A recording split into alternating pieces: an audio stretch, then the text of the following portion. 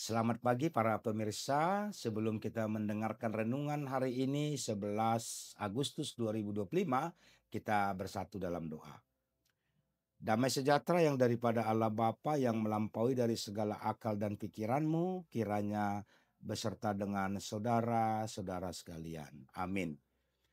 Pemirsa yang dikasihi oleh Tuhan kita Yesus Kristus, renungan kita pada hari ini tertulis dalam Yohanes 20 ayat 28. Dalam bahasa Batak firman-Nya berkata, Gabenin nasi Thomas mamangalusi ibana, Tuhakku jala debataku. Dalam bahasa Indonesia firman-Nya, Thomas menjawab dia, Ya Tuhanku dan Allahku.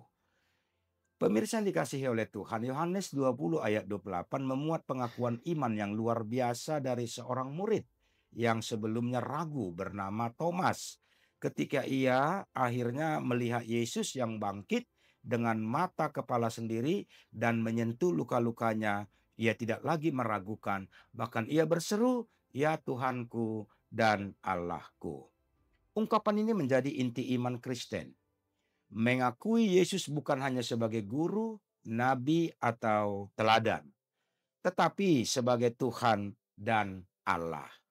Thomas sering disebut sebagai Thomas yang ragu-ragu, tetapi kita harus jujur bahwa keraguan adalah bahagian dari perjalanan iman. Yesus tidak menghukum Thomas karena keraguannya. Sebaliknya, ia datang secara pribadi untuk menemuinya. Ini menunjukkan bahwa Tuhan tidak takut dengan keraguan kita, asal kita mencarinya dengan hati yang terbuka. Mungkin kita pernah bertanya, mengapa saya mengalami penderitaan?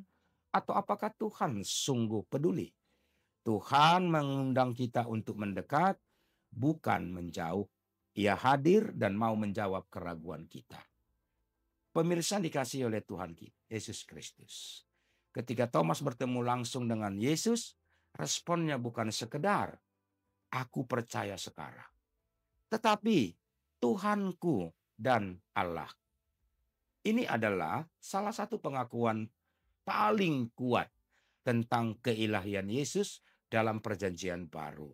Thomas tidak lagi hanya percaya karena kata orang, tapi ia percaya karena mengalami sendiri. Iman bukan warisan turun-temurun, melainkan perjumpaan pribadi. Apakah Yesus sudah menjadi Tuhanku dan Allahku dalam hidup kita? Atau hanya Tuhan orang lain? Yesus berkata kepada Thomas di ayat 29, "Karena engkau telah melihat aku, maka engkau percaya. Berbahagialah mereka yang tidak melihat namun percaya." Yesus memuji iman yang percaya tanpa harus melihat. Kita tidak hidup di zaman Yesus secara fisik, tetapi kita tetap dipanggil untuk memiliki iman yang teguh. Di tengah dunia yang penuh bukti dan logika, Tuhan memanggil kita untuk percaya bahwa Ia hidup, Ia berkuasa, dan Ia tetap menyertai. Ibarat seperti ilustrasi jembatan yang tak terlihat. Ada seorang anak kecil yang berdiri di ujung sebuah jurang yang diselimuti kabut tebal. Ayahnya ada di seberang jurang dan berkata, "Nak, lompatlah. Ada jembatan di antara kita, meskipun kamu tidak melihatnya." Anak itu takut, tapi karena ia percaya pada suara ayahnya, ia melangkah. Ternyata benar, ada jembatan yang tersembunyi oleh kabut. Sama seperti itu, kita mungkin tidak melihat Yesus secara fisik, tetapi suaranya, firman-Nya, dan karyanya nyata dalam hidup kita. Maka hari ini kita diajak untuk berkata seperti Thomas, "Ya Tuhanku dan Allahku." Bukan hanya sebagai pengakuan lisan, tapi pengakuan hidup. Mengakui Dia sebagai pusat iman, sumber pengharapan, dan dasar keselamatan. Amin, kita berdoa. Tuhan Yesus, meskipun kami tidak melihat-Mu secara fisik, kami percaya kepadamu.